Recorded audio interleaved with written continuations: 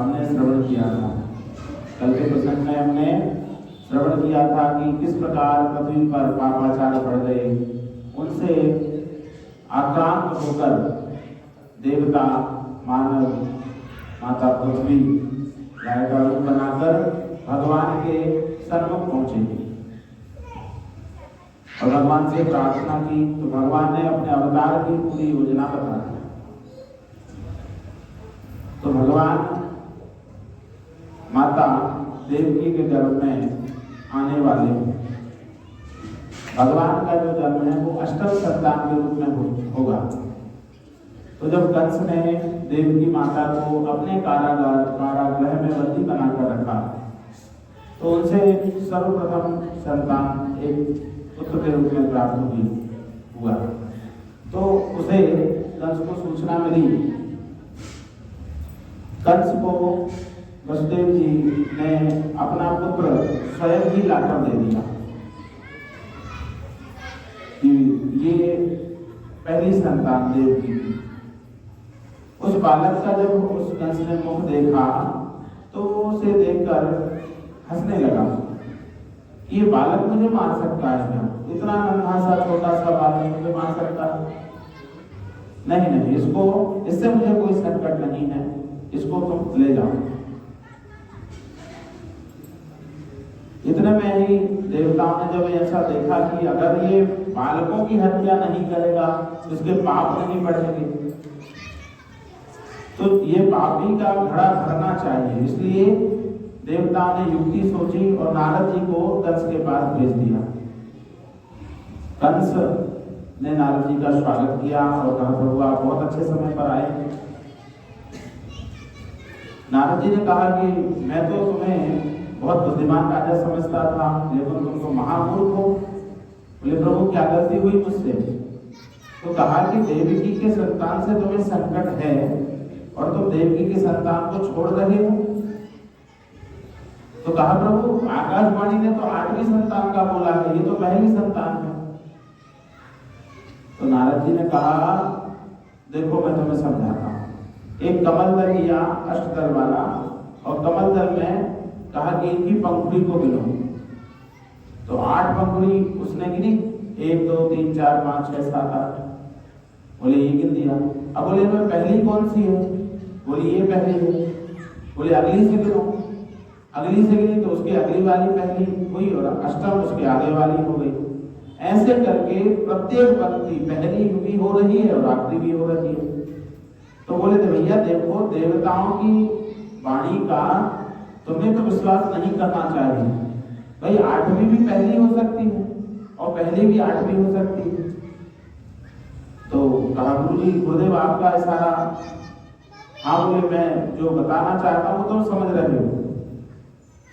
ये जो संतान है इसको देवता 8वीं संतान भी बनाकर तुम्हें मारने के लिए तैयार कर सकते हैं। कंस कहता है, गुरुदेव आपने बहुत अच्छा मुझे बताया। तो वसुदेव जी को जो भेज दिए थे उनको बुलाया और कहा, लाओ तुम्हारी संतान को लिया और पछाड़ दिया। माता देवकी अत्यंत दुखित हुई। वसुदेव जी को भी बहुत दुख हुआ कि जिस बालक ने जन्म ही लिया है और उसके स्वयं भाई उसको मार रहे हैं। देवकी को बहुत दुख हुआ। ऐसे गली होती हैं वो सब खुल जाती हैं। अज्ञान के कपाट हट जाते हैं, खुल जाते हैं, और जो काम क्रोध लोभ मोह आदि विकार हैं वो सब सो जाते हैं। तो यहाँ पर भी बेड़ियां खुल गई और जो शत्रु थे, रक्षक थे, द्वारपाल थे, वो सब सो गए। वसुदेव जी बड़े आराम से भगवान को लेकर टोकरी में लिटाकर भगवान को लेकर चल दिए। यमुना जी महारानी अपने प्रियतम का चरण स्पर्श करने के लिए बड़ी उठान पर आई। जब मथुरा से गोकुल के लिए जाया जाता है तो यमुना जी का रास्ता है, यमुना जी से होकर जाया जाता था पहले। तो यमुना जी बड़े उफान पर, क्योंकि भादों का महीना था, सभी नदियां उस समय अपने पूर्ण रूप में होती हैं। तो माता यमुना जी ने भी अपने पति को चरण स्पर्श करना चाहा। तो भगवान ने देखा कि अब तो पिताजी की जो है गले तक पानी आया, दाढ़ी को छूने लगा, पिताजी डूब जाएंगे।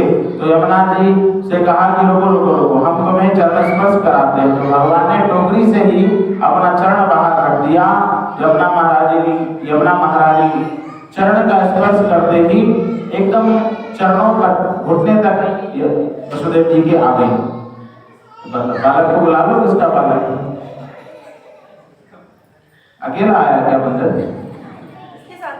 बुला लीजिए बालक। इधर बैठो, तो घुटने तक वसुदेव जी के जो है यमुना महारानी आ गई और वसुदेव जी बड़े आराम से भगवान को लेकर नंद भवन पहुंचे। नंद भवन में पहले से नियोजित योजना के अनुसार सुंदर वो जो बालिका थी यशोदा उस समय सो रही थी, सभी वहां पर जो थे सब सो रहे थे। उस समय उस बालिका को वसुदेव जी ने उठाया और अपने बालक कृष्ण को वहां पर सुलाकर और बालिका को लेकर आए। और जैसे ही कारागृह में वसुदेव जी आए, पहले की ही भांति बेड़ियां फिर से बन गई और कपाट बंद हो गए और द्वारपालों की निद्रा खुल गई।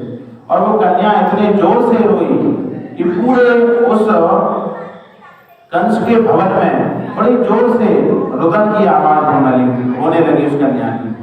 कंस घबरा गया कि हाँ, अब यही 8वीं संतान जो मुझे मारने वाली है उसने जन्म ले लिया। कंस इतना भयभीत कि जिसको भी वो देखता है उसमें भगवान का ही दर्शन करता है, क्योंकि भगवान कृष्ण है काले सांवले, है ना। तो वो अगर भोजन करता है तो भोजन में पड़ी जो दाल रहती है उसमें बड़ा जीरा भी दिखता है तो कहता वो काला काला कृष्ण आ गया, उसको फेंक देता। किसी व्यक्ति से बात करता है तो उसकी आंखों में जो काली पुतलियां हैं उसमें भी भगवान का दर्शन कर रहा है, आ गया काला काला मुरली वाला। तो इतना भयभीत कंस हो गया कि हर स्थान पर भगवान का दर्शन करने लगा। तो देखिए भक्ति भी, भगवान क्या कहते हैं, मुझे मित्र बनाओ, शत्रु बनाओ, पुत्र बनाओ, जो कुछ भी बनाओ, अनन्यास चिंतयन्तु मां, अनन्य भाव से मेरा चिंतन करो। तो कंस के जैसी भक्ति भी कोई नहीं कर पाता, क्योंकि हर स्थान पर भगवान को देख रहा है। रामायण में कहा है हरिव्यापक सर्वत्र समाना, लेकिन कोई देख नहीं पाता, जो उसको देख लेता है वही परम भक्त भगवान का बन जाता है। तो कंस की आज यह दशा है कि प्रत्येक जगह पर भगवान को देख रहा है, इसकी भक्ति पूर्ण हो गई।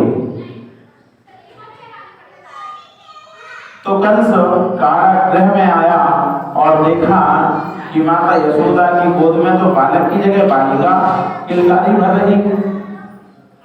बड़ा क्रोधित हो गया। देवता लोग भी जो वाणी देते हैं, आकाशवाणी कहते हैं झूठ नहीं होती, लेकिन देवता भी झूठ बोलने लगे। देवों की वाणी है तो कहा ये बालक की जगह बालिका ने जन्म ले लिया, लेकिन मैं अब चूकने वाला नहीं हूं।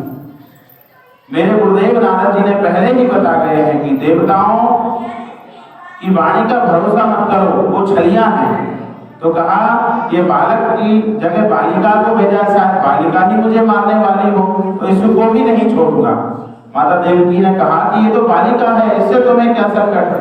बोले नहीं, इसको भी नहीं छोड़ूंगा। तो बालिका को एकदम देवकी माँ के उस आंचल से झटक लिया और पैर पकड़कर घुमाने लगा। जैसे ही घुमाया और बालिका हाथ से छूटकर अष्टभुजी दुर्गा के रूप में जन्म लेकर प्रकट हो गई। बोलो दुर्गे महारानी की। और कहती है कि हे कंस, मुझे क्यों मारता है? तू मुझे मारेगा? तेरे मारने वाला तो पैदा हो चुका है। तो कंस कहता है देवी जी ये और बता दो कहाँ हुआ है?